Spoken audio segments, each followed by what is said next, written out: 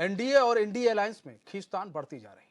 2024 के चुनाव के महत्व को समझते हुए अखिलेश यादव कोई भी गलती इस बार नहीं करना चाहते। यही वजह है कि अखिलेश यादव ने बीजेपी की पिच पर चलकर सॉफ्ट हिंदुत्व को टारगेट करने की ठान ली है। ये रिपोर्ट देखिए।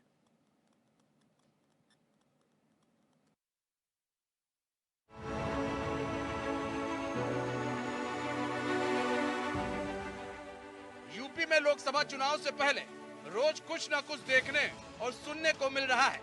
कभी अगड़ों और पिछड़ों की बात होती है तो कभी महिला सम्मान की, लेकिन अब एक बार फिर हिंदुत्व की बात यूपी के सियासी माहौल को गरमा रही है और एक बार फिर से हिंदुत्व लोकसभा में सबसे मनपसंद मुद्दा सभी पार्टियों के लिए बनने जा रहा है।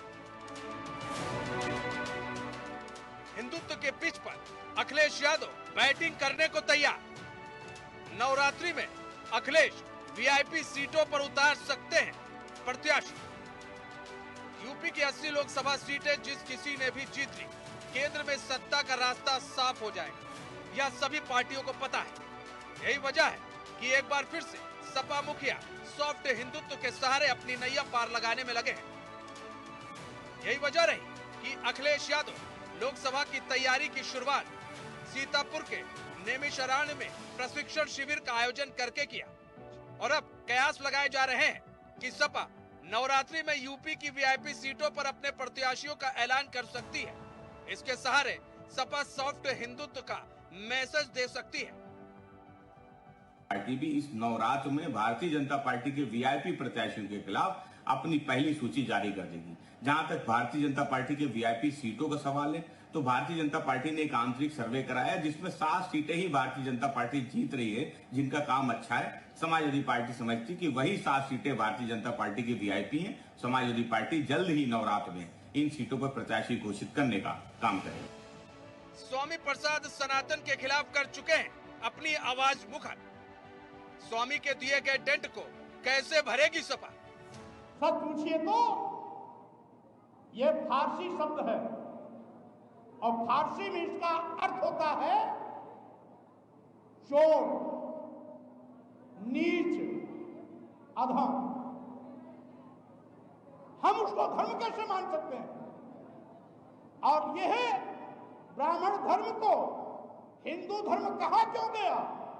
इसलिए कि 1931 की जाति जनगणना 1931 की जाति जनगणना में ब्राह्मण की आबादी 3.5%। अगर इसको ब्राह्मण धर्म कहा जाता तो 3.5% आबादी वाला ब्राह्मण अल्पसंख्यक हो जाता।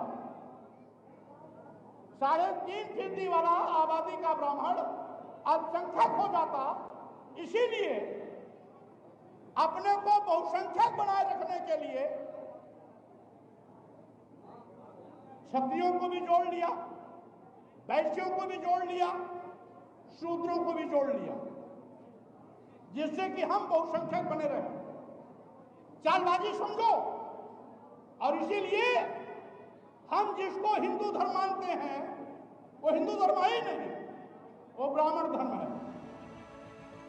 जिन वीआईपी सीटों की बात हो रही है, पिछले चुनावी रण में उन वीआईपी सीटों पर बीजेपी ने अच्छे खासे अंतर से जीत दर्ज की थी। अब उन्हीं सीटों पर सपा जीत दर्ज करने के लिए सॉफ्ट हिंदुत्व का सहारा ले सकती है। चीजें यहाँ खत्म नहीं होती, बल्कि यहीं से शुरू होती है कि स्वामी प्रसाद मौर्य ने जिस तरह से हिंदुत्व को लेकर जितनी मुखरता से बयान दिया था, उससे सपा को काफी डेंट पहुंचा। उसे कैसे सही करेंगे अखिलेश यादव? कुल मिलाकर सवाल यह उठ रहा है, आखिर बीजेपी के पिच पर खेलकर उसे सपा हरा पाएगी? वही सवाल यह भी उठ रहा है, अगर अखिलेश सॉफ्ट हिंदुत्व का सहारा लेते हैं तो कहीं एमवाई फैक्टर उनसे नाराज ना हो जाए। यूपी के लिए एचएनएन से ब्यूरो डेस्क की रिपोर्ट।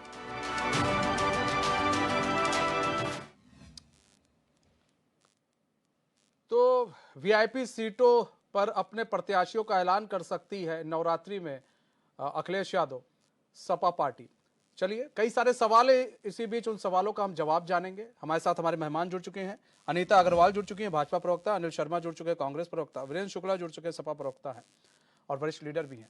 आप सभी मेहमानों का बहुत बहुत स्वागत है एचएन में। आप सबसे पहले अनीता अग्रवाल जी आपका रुख कर लेते हैं। अनीता अग्रवाल जी, वीआईपी सीटों पर अखिलेश यादव नवरात्रि में जो है वो ऐलान करेंगे कि इन जो वीआईपी सीटें हैं जिस पर बीजेपी ने अच्छा खासा पैड बना रखा है, अच्छे खासे अंतराल से जीत हासिल की थी, उस पर जो है अब वो अपने प्रत्याशियों का ऐलान कर देंगे। किस तरह से देख रही हैं? क्योंकि नवरात्रि का समय, उसके बाद नैमिषारण्य से उन्होंने चुनावी लोकसभा का चुनावी बिगुल फूका था, वहीं से उन्होंने शुरुआत की थी। तो कहीं ना कहीं सॉफ्ट हिंदुत्व के मुद्दे को लेकर चल रहे हैं, आपके पिच पर खेलने की सोच रहे हैं।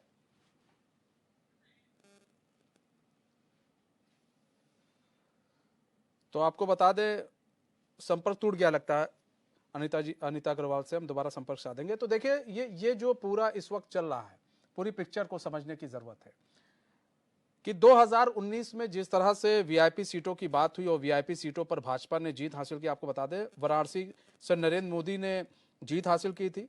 शालिनी यादव जो कि सपा नेत्री थी, उनको 4,79,505 वोटों से हराया था। गाजियाबाद में वीके सिंह ने भाजपा से जीत हासिल की थी। सुरेश बंसल को हराया था, लगभग 5 लाख से के ज्यादा मतों से उनको हराया था।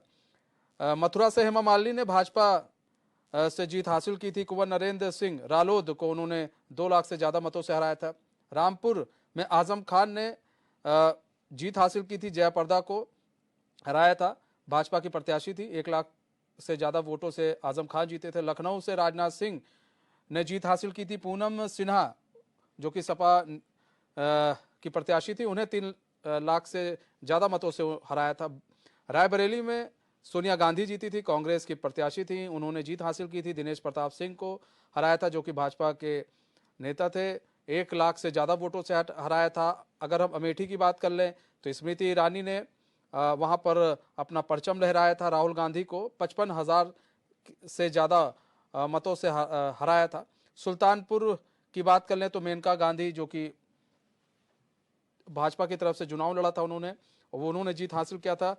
चंद्रभद्र सिंह बसपा के जो नेता थे, वहां पर बहुत अच्छी खासी टक्कर हुई थी। 14,000 से ज्यादा मतों से उन्होंने जीत हासिल की थी। कन्नौज से सुब्रत पाठक, जहां पर डिंपल यादव को उन्होंने हराया था, सुब्रत पाठक ने 12,000 से ज्यादा मतों से उन्होंने जीत हासिल की थी।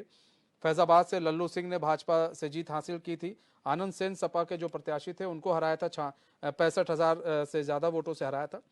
गोरखपुर से रवि किशन ने भाजपा से जीत हासिल की थी। राम भुआल निषाद को उन्होंने हराया था, सपा के प्रत्याशी थी, 3 लाख से ज्यादा मतों से उन्होंने हराया था। आजमगढ़ से अखिलेश यादव ने दिनेश लाल को भाजपा से के जो प्रत्याशी थे उनको हराया था, 2 लाख से ज्यादा मतों से हराया था। पीलीभीत से वरुण गांधी ने जीत हासिल की थी। हेमराज वर्मा को जो कि सपा के प्रत्याशी से 2 लाख से ज्यादा मतों से उन्होंने हराया था। इन सारी सीटों को वीआईपी सीटों के तौर पर देखा जाता है। ऐसे में भाजपा ने इन सभी सीटों पर, लगभग सभी सीटों पर, अगर हम 2-3 सीटों की बात कर छोड़ दें तो लगभग उन सभी सीटों पर उन्होंने जीत हासिल की थी और भारी अंतराल से जीत हासिल की थी। तो ऐसे में अब जो देखिए बीजेपी की का जो नज़र है, बीजेपी की नज़र है सबसे ज़्यादा है रायबरेली के सीट पर, क्योंकि जहां से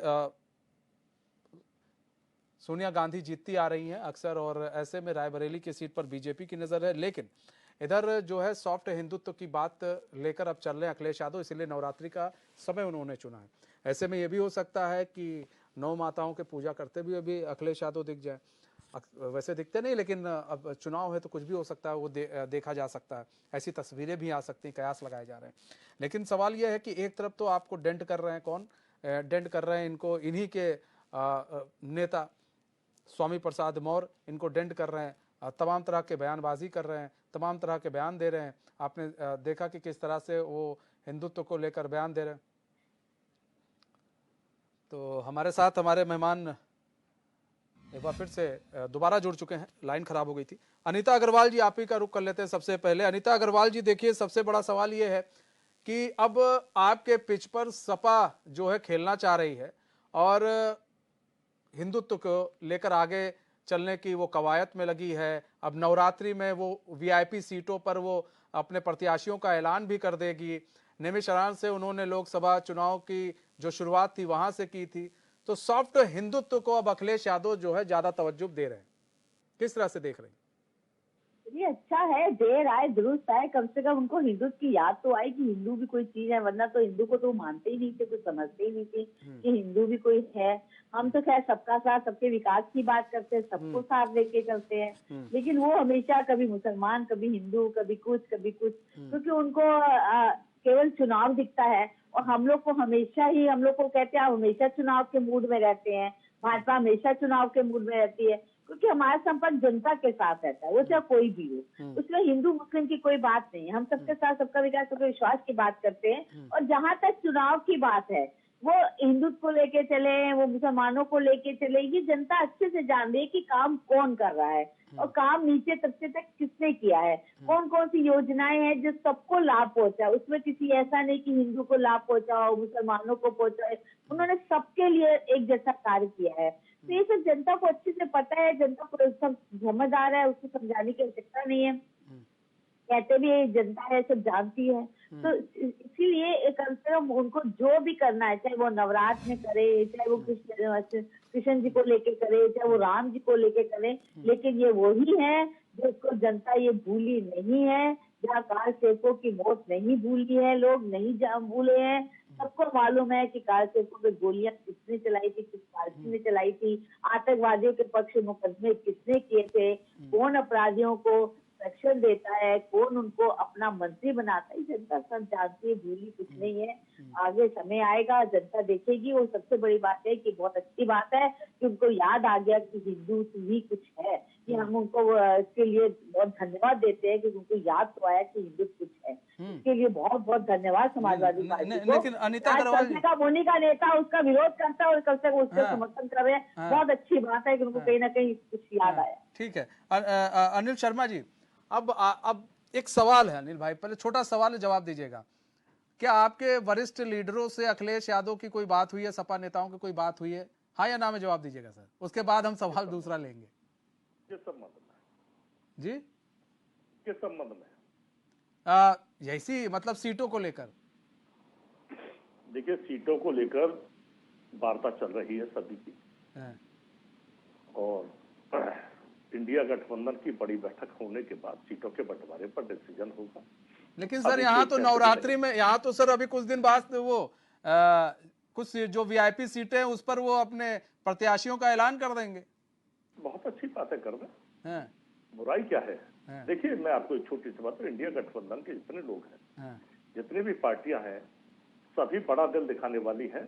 आवश्यकता पड़ने पर कौन प्रत्याशी वहां मुफीद रहेगा, उसके अनुसार उस सीट को चुन दिया जाएगा। लेकिन अनिल भाई, बातचीत तो होनी चाहिए भाई, यही तो इंडिया गठबंधन बना था, इंडिया अलायंस आपका, कि भाई हम बातचीत करेंगे। सीटों को लेकर अभी कोई बातचीत नहीं हुई है। इधर कहा जा रहा है नवरात्र में वीआईपी सीटों पर प्रत्याशी उतार देंगे। अब उससे आप खुश हैं? मतलब आप कह रहे हैं कि आप खुश हैं। अगर फिर उन्हीं सीटों पर आपने कांग्रेस अपना प्रत्याशी उतारेगी, फिर क्या? देखिए, अभी प्रत्याशी घोषणा कोई भी कर दे, अभी ऐसा नहीं है कि उन्होंने ये कह दिया कि फाइनल कर देंगे, लेकिन सब तैयारी अपनी जगह पर है। सारी पार्टियां हमारी जितनी भी अपने सहयोगी दलों में है, सभी अपनी अपनी तैयारियों में है, और प्रत्येक क्षेत्रवार हम समय से तय होगा। और कुछ अंदरूनी बातचीत बड़े नेताओं के बीच में अगर हो गई है तो वो अभी सार्वजनिक नहीं है।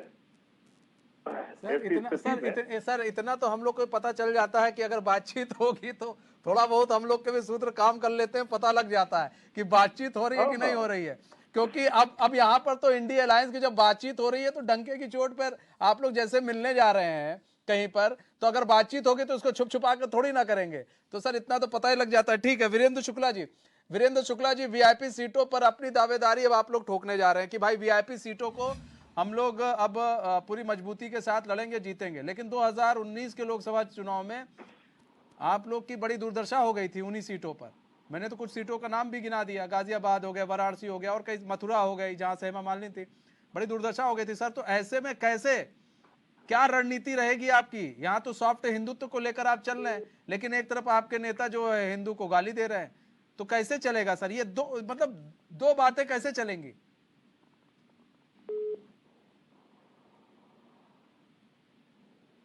लगता है वीरेंद्र शुक्ला जी से हमारा संपर्क टूट गया है। ठीक है, अनिल शर्मा जी, अनिल भाई आपको आवाज आ रही है? अनिल भाई, ठीक है अनिल भाई, ये एक चीज बताइए कि यहाँ पर तो इनके दो नेता, एक कह रहे हैं कि सॉफ्ट हिंदुत्व को लेकर चलेंगे, ये तब जागते हैं जब चुनाव आता है, तब इनको हिंदू याद आ जाते हैं। ठीक है, अब और एक है जो गाली देते रहते हैं दिन भर हिंदुओं को, वो जिस मंच पर भी जाते हैं। तो सर यहाँ पर तो जनता पूछेगी आपसे ना कि एक तो आप उनका साथ दे रहे हैं जो हिंदुओं को गाली दे रहे हैं, और फिर आके आप हमसे वोट मांग रहे हैं, फिर किस मुंह से हिंदुओं से वोट मांग रहे हैं? मनीष जी देखिए, अपना अपना नजरिया है। किसी की नजर में उसका व्याख्यान कुछ अलग तरह से, किसी की नजर में कुछ अलग से, हर आदमी के अपने अपने पहलू हैं।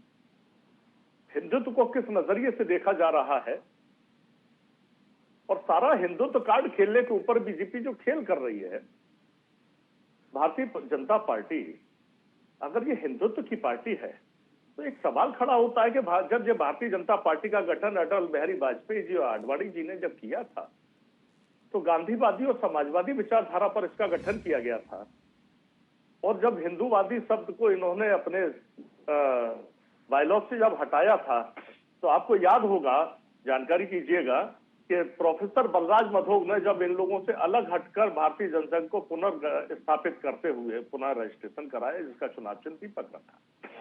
तो भारतीय जनता पार्टी हिंदुत्व की बात करती है, लेकिन ये हिंदूवादी पार्टी है या समाजवादी गांधीवादी विचारधारा की, सबसे पहले तो ये तय करना है।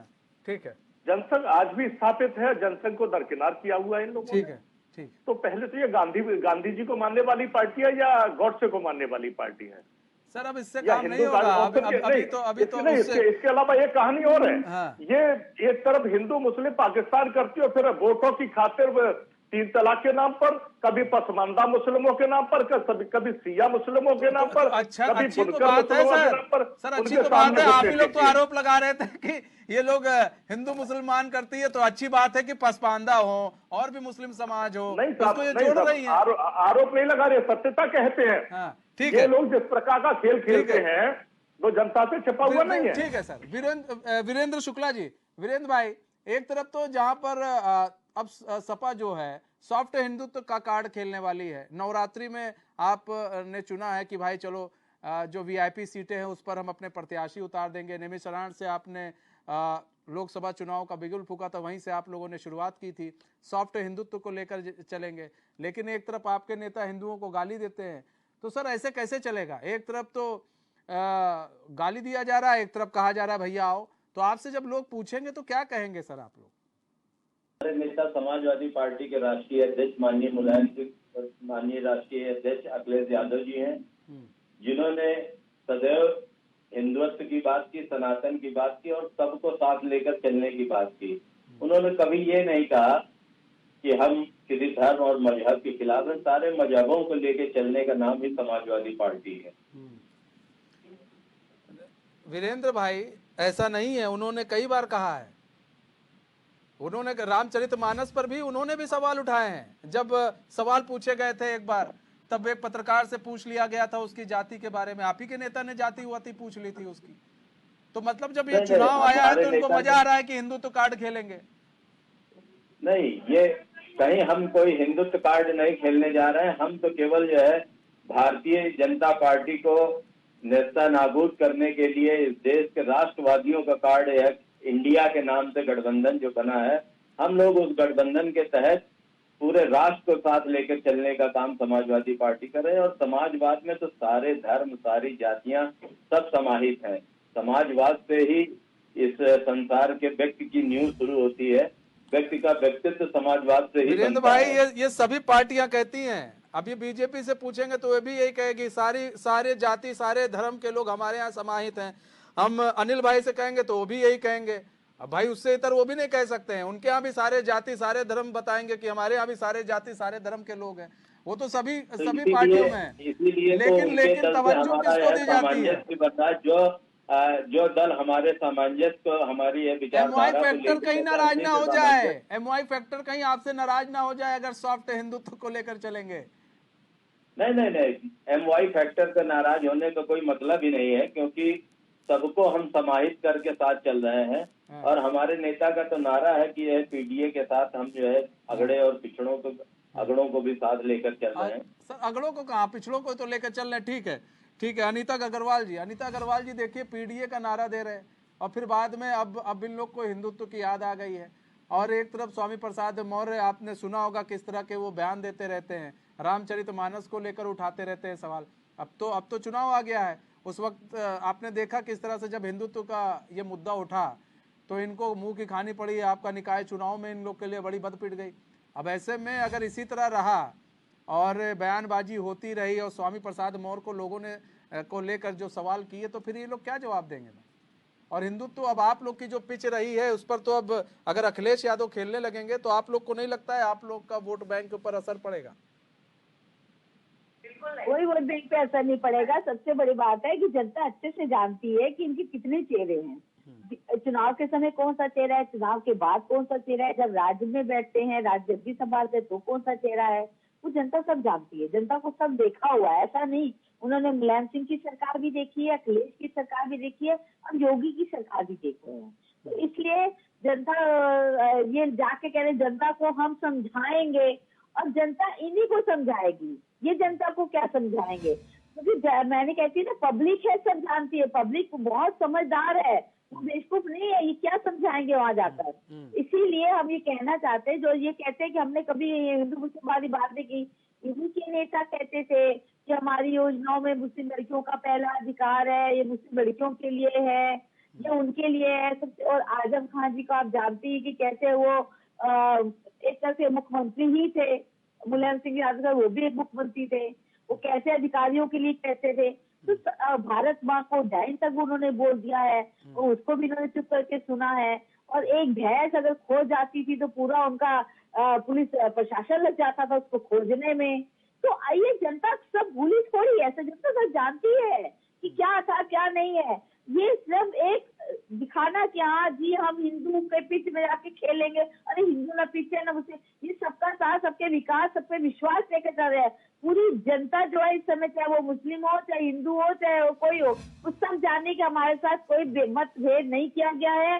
जो भी योजनाएं आए नीचे तबके तक आई है, सबको लागू हुई है। आवास मिले तो सबको मिले, शौचालय मिले तो सबको मिले, उज्ज्वला मिली सबको मिले, आयुष्मान भारत मिला सबको मिला, उसमें कहीं भेदभाव नहीं किया गया। ये जनता समझती नहीं क्या? और आप लोग, इनकी सरकारों ने हमेशा भेदभाव किया है, हमेशा जात को सबसे आगे रखा है। हम लोग को तो किसी जात की बात ही नहीं करते, ये तो हमेशा जाति की बात करके जाति को आगे रखते हैं, हर जाति को। अरे आप जाति की बात क्यों करते हैं? आप हमें नहीं समझ आए। हम एक देश के वासी है, भारत माँ के हैं हम लोग, हाल है हम लोग सब भारतवासी हैं। हमारा सबसे पहला धर्म भारतवासी है। हम लोग भारत माता की जय कहने वाले, हम लोग की एक माँ है, हम उसको आगे के राज आप लोग सभी साम्प्रदायिकता में बांट देते हो। क्या मतलब है? क्या मतलब है?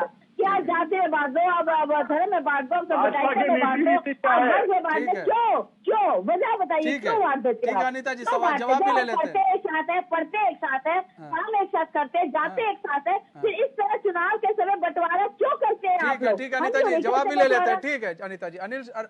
अनिल शर्मा जी, देखिए सवाल ये है भाई कि इनके यहाँ तो कहा जाता है कि भाई हमारे लिए गरीब ही एक जाति है, हमको गरीब मिटाना है तो सारी जाति जो है वो अपने आप ही सब कुछ सही हो जाएगी।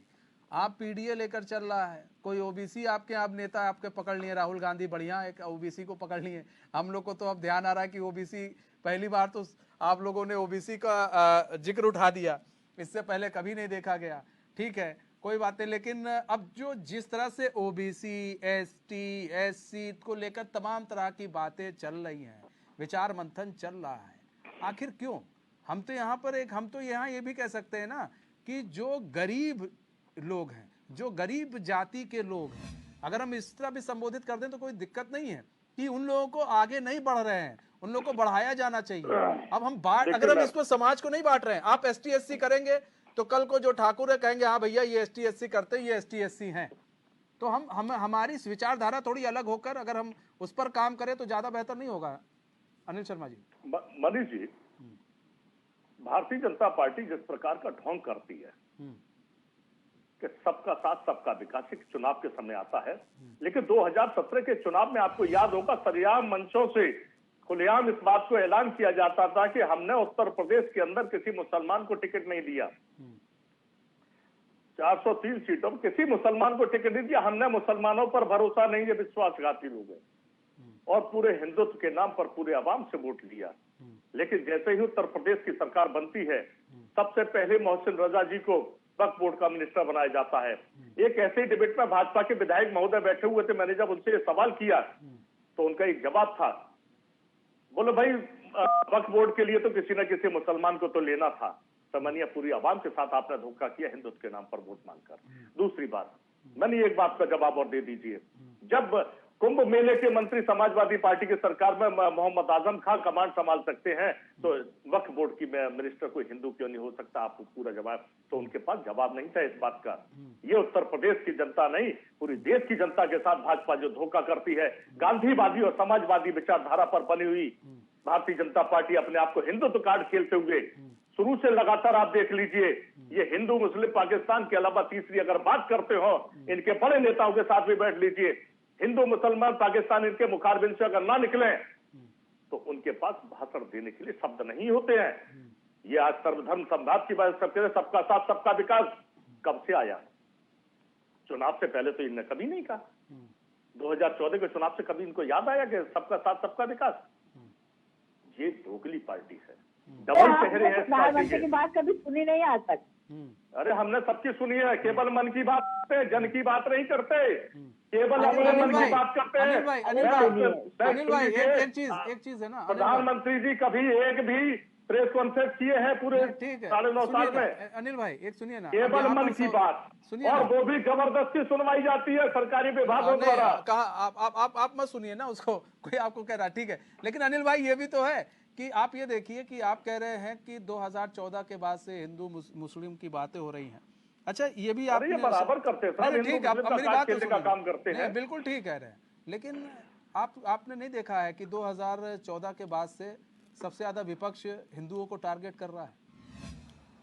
देखिए मैं आपको बताऊं, कांग्रेस ने कभी ऐसा नहीं किया। क्यों? कांग्रेस खड़गे जी के लड़के ने क्या कहा हिंदुओं को लेकर? खड़गे जी के लड़के ने क्या कहा था सर?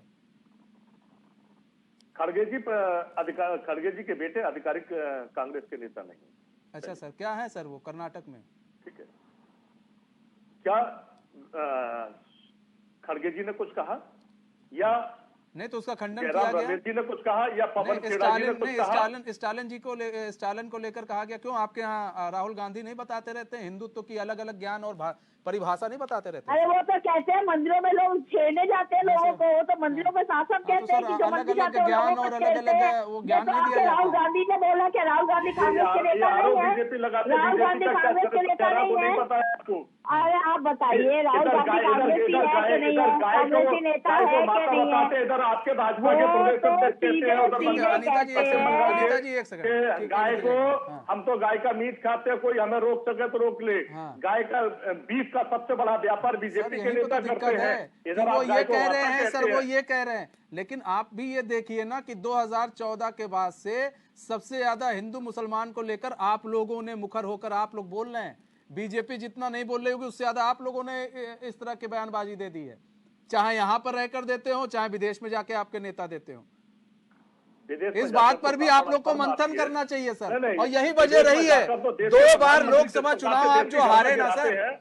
सुनिए ना, भारत तेरे टुकड़े होंगे जब नारा लगता है और वहां पर जाकर जब राहुल गांधी बैठ जाते हैं तो वहां पर फिर लोग सवाल पूछने लगते हैं। जब एयर स्ट्राइक होती है और जब आप उस पर सबूत मांग लेते हैं तो फिर वहां पर लोग सवाल उठाते हैं सर, है ना? तो आपको सेना पर भरोसा नहीं है।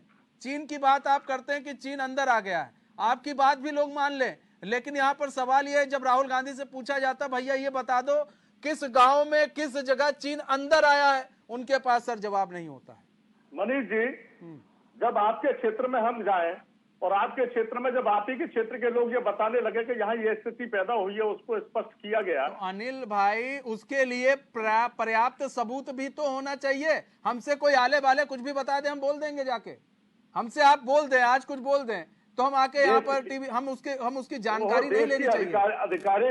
आधिकारिक व्यवस्था ने भी बताया कि इतनी सीमा में चीन घुस आया। अरे और नहीं, और ये जो हमारे यहाँ के सेना के जवान बताते रहते हैं वो क्या है? वो गलत बता रहे हैं, मतलब वो सेना के जवान गलत बोल रहे हैं। ये मैंने नहीं कहा कि सेना के जवान गलत, अरे लेकिन मनीष तो जी, सर, सबसे बड़ी बात सेना के ये है, जवान मौजूद सुनिए हो। सुनिए तो मनीष सर जी, देखिए इनको ये तो सवाल ना ये उठ सेना रहा है पे ना भरोसा है, कि हिंदू और सेना पे न डॉक्टर्स पे किसी हाँ, पे भरोसा नहीं, नहीं। हिंदू सारे इलेक्शन उन्होंने तो हिंदू वैक्सीन मुस्लिम में वैक्सीन बांटने पे का हिंदू बताया काम था। मुसलमान, है। हिंदू मुस्लिम, ये सर ना ये पहले भी चल रहा था, ये 2014 के बाद से भी चल रहा है, और नहीं, तो एक इसलिए बात ज्यादा बता हो रहा है दीजिए, क्योंकि मुझे विपक्ष पॉलिसी ने बता दीजिए इसको नहीं, बहुत मैं हाइप एक दे रखा है करता अभी। हूं आपसे। हाँ।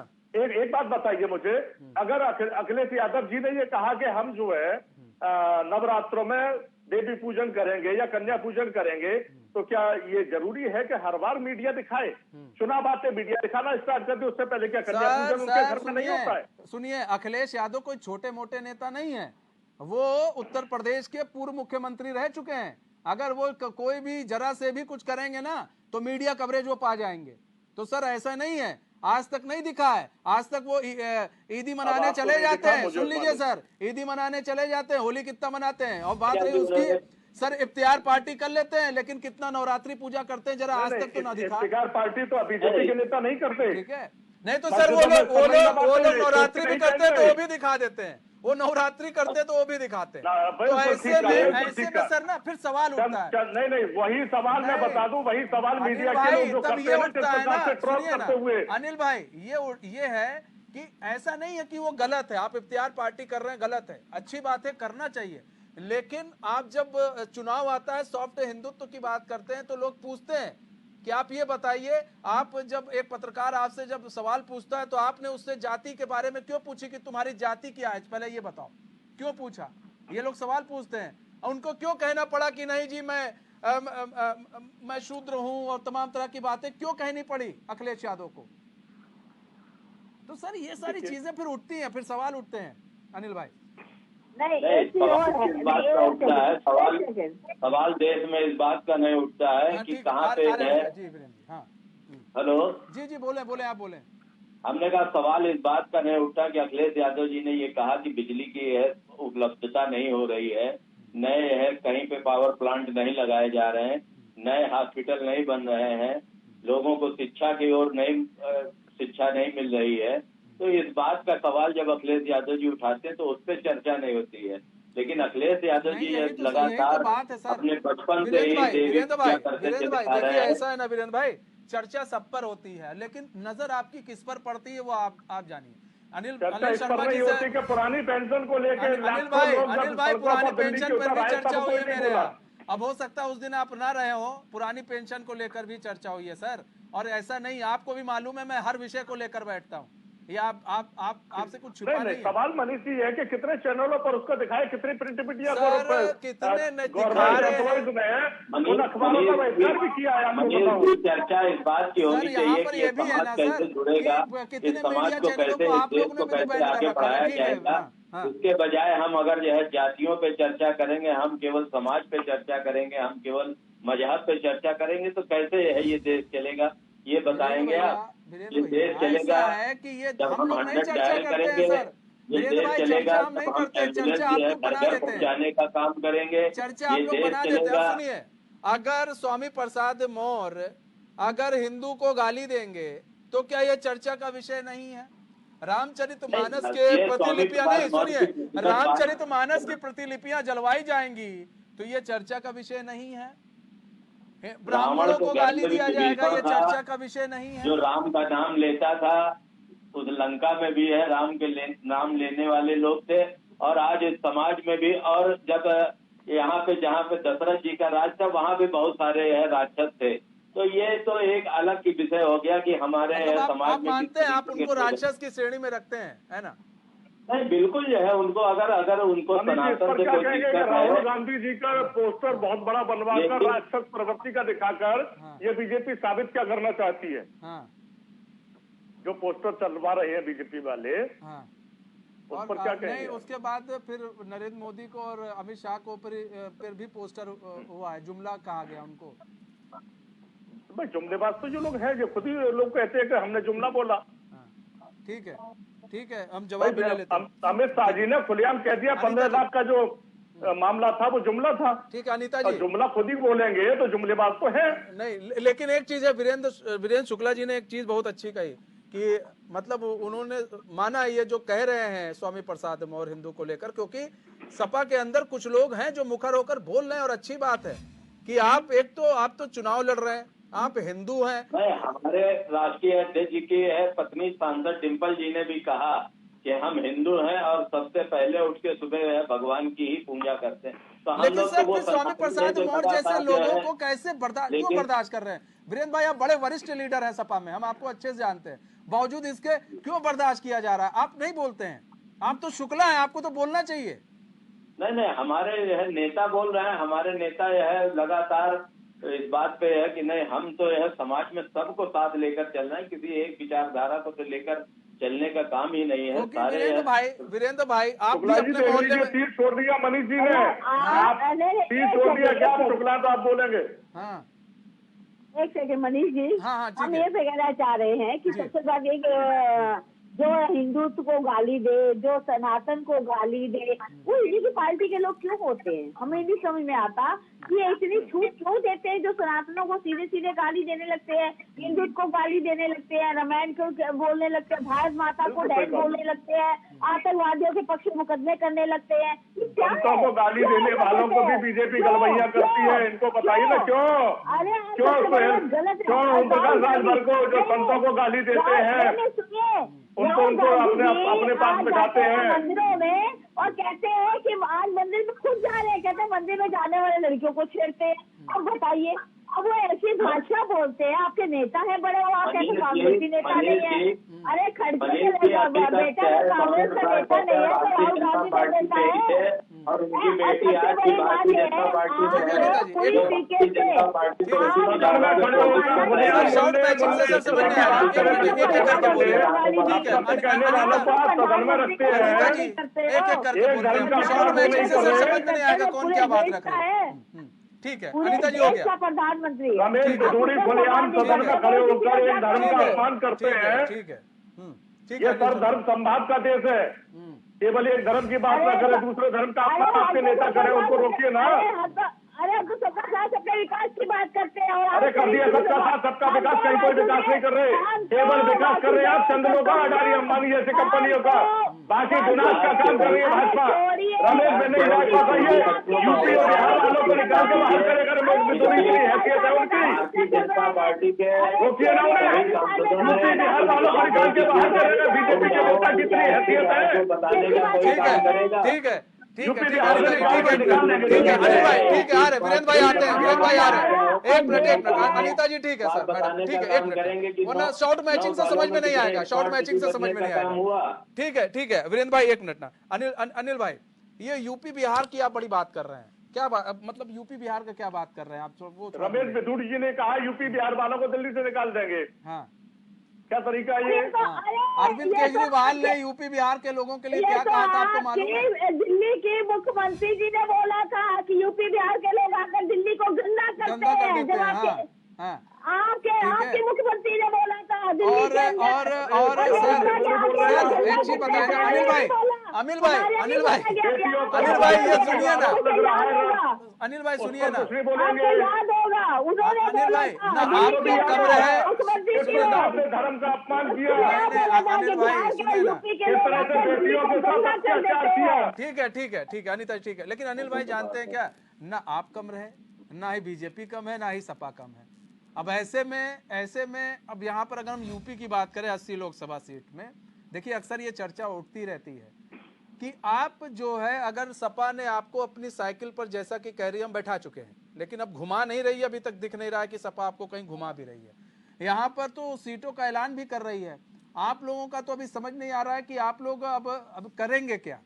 यहाँ तो ना ही आपके कोई वरिष्ठ लीडर आ रहे, वरिष्ठ लीडर आपके फंसे पड़े हैं कहीं और। यहाँ पर पीडीए की बात उठा रही है सपा, यहाँ पर सपा सांड का मुद्दा उठा रही है, लेकिन आप लोगों को ना ही मुद्दा उठ रहा, ना ही आप सड़क पर दिख रहे, नेता दिख नहीं रहे। तो ऐसे में सर ये जो, और रही बात हिंदुत्व की, अभी हमने देखा था किस तरह से राहुल गांधी गए थे मंदिर में पूजा कर रहे थे, है ना। तो आपको भी मालूम है हिंदू चाहिए भैया, लेकिन ये जब चुनाव खत्म हो जाता है तो इस हिंदू से इतनी नफरत कैसे हो जाती है, ये समझ में नहीं आता है। कांग्रेस को नफरत नहीं है, आप गलत पेश कर रहे हैं। हाँ दिग्विजय सिंह ने सर क्या कहा था, भगवाधारी आतंकवादी, दिग्विजय सिंह, और फिर वही भगवा पहन के उन्होंने चुनाव भी लड़ा था। सुनिए, सर मुझे हर एक चीज याद है, बहुत सारी लोकसभा चुनाव और विधानसभा चुनाव मैं देख चुका हूँ। जब कहीं अपराधी अगर वो भगवा पहन के वाला निकलता है, मैं एक बड़ी आपको बहुत बढ़िया बात बताऊं मनीष जी, आप एक काम प्रैक्टिकल करके देखिए। आप एक प्रैक्टिकल करिए, 10 किलोमीटर से एक गाय एक ऑटो में ले जाकर, जो लोडिंग वाला टेम्पो होता है उसमें 1 या 2 गाय 10 किलोमीटर तक बिना किसी अवरोध के पहुंचाने का काम करिए, फिर बताना कि ये भगवा आतंकवाद का क्या मामला है। भगवा गमछा डाले होंगे और आपको मुसलमान कहकर पीटना शुरू करते हैं, भले ही तिलक छापे लगा लेना, आप जनेऊ पहन लेना। तो इसके बावजूद भी आप अगर स्वच्छता तरीके से अगर गाय पहुंचा दो, मैं चुनौती के साथ कहता हूँ इस बात को। अरे भगवा आतंकवाद का नाम आपकी पार्टी ने दिया है। भगवा आतंकवाद आपकी पार्टी ने भगवा आतंकवाद को बना दिया। क्या बात कर रहे हैं? कहीं भगवा आतंकवादी हुआ है? हमारे भगवा को अनिता जी भगवा कैसे पहना जाता है आपको पता नहीं है? आप लोगों को ये पता नहीं कि भगवा का इस्तेमाल कैसे होता, नहीं पता है? अरे हमको सब पता है, भगवा का इस्तेमाल मालूम है, तिलक का इस्तेमाल मालूम है, कंठी का इस्तेमाल मालूम है। हम कंठी तिलक भगवा वाले हैं, आपको नहीं पता है? हम सब है, हमें सब मालूम है, लेकिन हम भगवा को लेकिन सुनिए ना, अनिता जी एक मिनट, अनिल भाई, अनिता जी एक मिनट, अनिता जी एक मिनट, अनिता जी ठीक है, एक मिनट, अनिल भाई आपने जो बात कही, सुनिए ना अनिल भाई, आपने जो बात कही हम उसको भी मान लें। चलिए, आपने कहा कि आप जाइए फिर आपको पता चलेगा, चलिए मान लेते हैं। तो फिर हम क्या समझे, दिग्विजय सिंह ने जब चुनाव लड़ रहे थे, उन्होंने भी भगवा पहनकर ही चुनाव लड़ा था और अपने भी साथियों को भगवा पहनाकर चुनाव लड़ाया था, तो वो भी आतंकवादी थे? देखिए, एक उम्र होती है, भगवा का एक सर ये मत बताइए अब सर ना, जो आपने जो कहा मैं उसी पर ही चल रहा हूँ और मैं वही बात कर रहा हूँ। मुझे उम्र ना बताइए सर, उम्र मत बताइए। भगवा पहनने का कोई उम्र नहीं है सर, बहुत लोग सन्यासी बन जाते हैं, कम उम्र में भी लोग सन्यासी बनते हैं सर, ऐसा नहीं है ना। लेकिन क्या ये गृहस्थ आश्रम को चला रहे हैं सारे लोग? भगवा 51 उम्र के बाद पहना जाता है। आप अध्यात्म की तरफ जाएं तो अध्यात्म में देखें कि भगवा का धारण करने का तरीका क्या है। ये नहीं कि सरकार बनते ही हर एक के गले में गमछा भगवा आ गया और वो भगवाधारी हो गया। अच्छा अच्छा प्रहलाद और ध्रुव क्या थे? क्या बात हुआ उनका? प्रहलाद ध्रुव क्या बात के बाद कह रहे हो? किसने कह दिया 50 के बाद? आप सुनना नहीं चाहते, आप सुनना ही नहीं चाहते। यज्ञोपवीत धारण, सुन लीजिए मैं बता दूं, शुक्ला जी जानते होंगे, यज्ञोपवीत धारण करने के समय भगवा का सिस्टम है।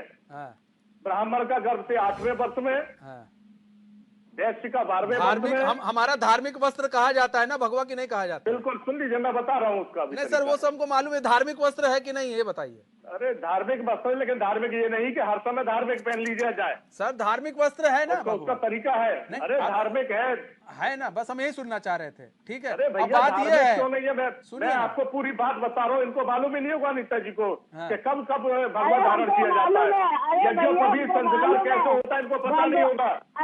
वैश्य समाज में पैदा होने के बाद इनको नहीं पता होगा कि भगवा यज्ञोपवीत संस्कार वैश्य समाज में भी होता है।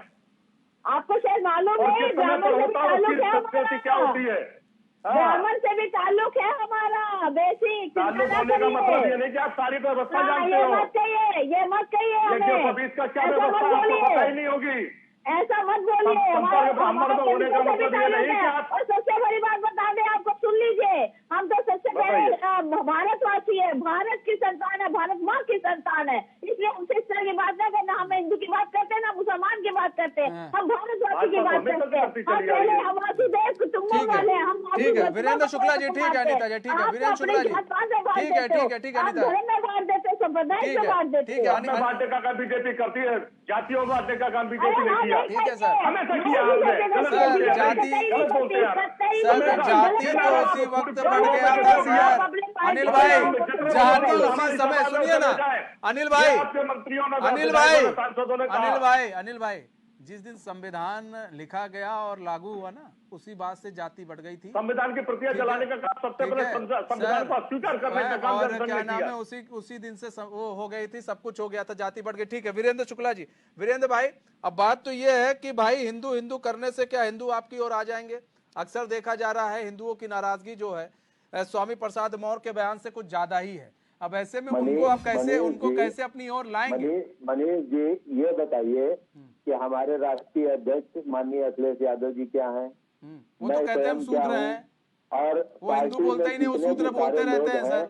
वो तो हम लोग तो ये बात करते ही नहीं, हम तो यह केवल नहीं वीरेंद्र भाई, वो शूद्र बोलते हैं अपने आप को, वो कहाँ बोलते हैं? भला हो, जिससे समाज को जोड़ा जा सके, इस देश का विकास हो सके, इस प्रदेश का विकास हो सके। हम उन नीतियों को लेकर चलने वाले लोग हैं। हमने तो कभी आपको ये नहीं पूछा कि कभी है कि आप बताइए है भारतीय जनता पार्टी के कि आप किस धर्म, किस जात, मजहब से आते हैं।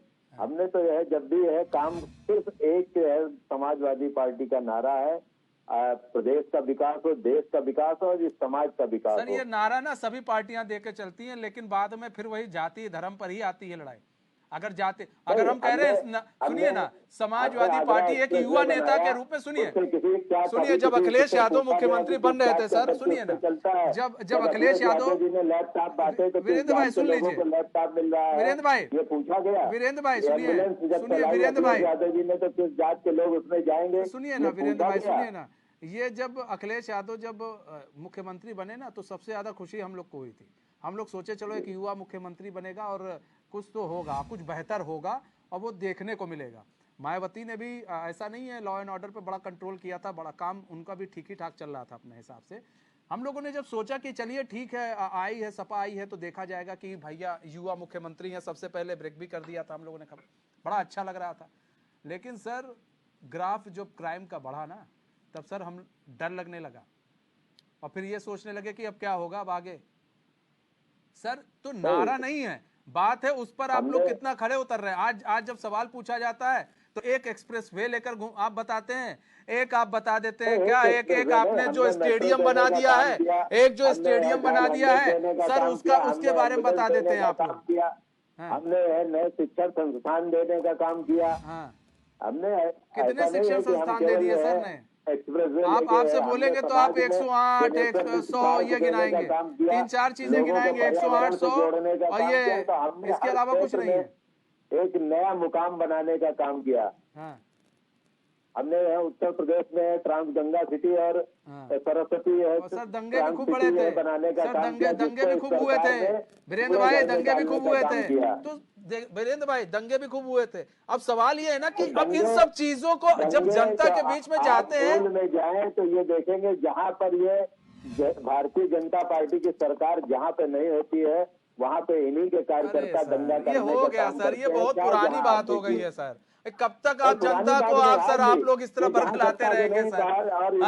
आपके साथ सिस्टम, आपकी सिस्टम बंगाल में होता है बवाल तो ममता कहेंगी बीजेपी करा रही है, बिहार में होता है तो बीजेपी करा रही है। अरे सिस्टम आपका है, राजस्थान में होगा तो बीजेपी करा रही है, छत्तीसगढ़ में होगा बीजेपी करा रही है, और जब आपकी सरकार थी आपके बीजेपी। सर ये सब अब सर पुरानी चीज है, सब सिस्टम आपके हाथ में, लठ मार के सबको बैठा दें आप, ठीक है। वो दौर भी मुझे याद है जब मायावती ने एक बात कही थी कि चुपचाप बढ़िया तरीके से आंदोलन करना हो तो आप लोग कीजिए, वरना फिर लठ पड़ेगा।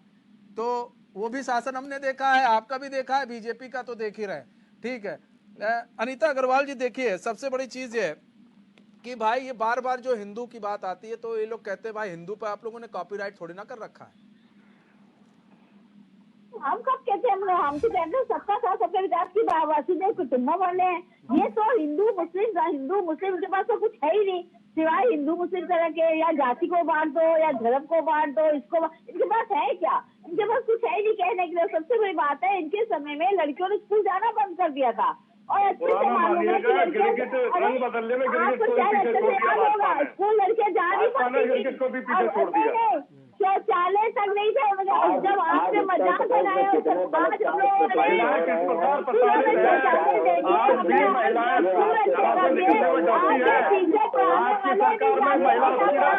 हुआ है। अरे हाँ, 42,000 महिला गुजरात से लापता है, गुजरात मॉडल से लापता है। अरे 42,000 महिलाएं लापता है आज तक की डेट में, अभी तक उनका लापता होने का बाद पता नहीं है कहाँ है वो। जिस दिन आप सबका साथ लेके चलेंगे, हिंदू मुस्लिम छोड़ पहलवान बेटियों पर अत्याचार हुआ, ठीक है sir, final comment Anil Sharma ji. Anil Sharma ji जल्दी से, अनिल शर्मा जी, लगता है संपर्क टूट गया है। ठीक है, चलिए, बहुत बहुत धन्यवाद आप सभी मेहमानों का हमारे साथ जुड़ने के लिए और अपना बहुमूल्य समय हमें देने के लिए। तो हमारे इस खास पेशकश में बस इतना है, मुझे दीजिए इजाजत। तो खबरों के साथ बने रहने के लिए देखते रहिए चैनल न्यूज़। नमस्कार।